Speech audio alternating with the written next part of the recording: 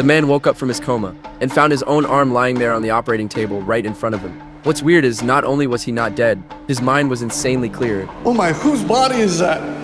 Is that me? Seeing Kevin so confused, the woman next to him calmly explained his body got infected by some mysterious black substance, which started turning him into sludge. If they didn't deal with it fast, more and more humans would end up getting assimilated by it. Then the woman used a device to break down Kevin's body. Under the machine's beam, his body melted into a black liquid. Before long, Kevin's whole body had dissolved into that black liquid, then drained through an outlet and into the sewer. Eventually, it ended up in an abandoned lab and turned into a giant black stone, almost like amber. Turns out that just half a month earlier, the man had been infected by some mysterious pollen. This pollen had animal-like traits. It could enter the body and trigger mutations. Soon, a squirming tentacle grew on his arm. He quickly tore off the bandage on his hand and was horrified to see the wound filled with tentacles. He tried to pull them out with tweezers, but then a huge bulge swelled up on his arm. Panicking, Kevin grabbed scissors and slowly cut the bulge open, hoping to figure out what caused this weird mutation. But just as he tried to squeeze out the black thing inside, a wave of dizziness hit him, followed by tearing pain. Kevin didn't dare hesitate anymore. He gritted his teeth,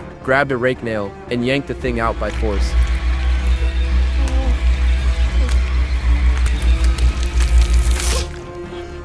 Then he trapped it under a glass dome. After careful observation, he realized it looked more like a plant spore. So he took a picture of the spore and sent it to a colleague who studies biology. But his colleague told him this thing wasn't a plant at all, it was an animal. Kevin was completely shocked. He decided to buy some lab mice for testing. Before leaving, he warned his son not to go into the basement no matter what. But when he came home with the mice, he found that his parking spot had been taken by the neighbor again. Angry, he demanded the neighbor move his car, but the neighbor just cursed him out. After everything he'd been dealing with, Kevin finally snapped. He wasn't going to put up with it anymore. He grabbed a shovel and smashed the neighbor's car window.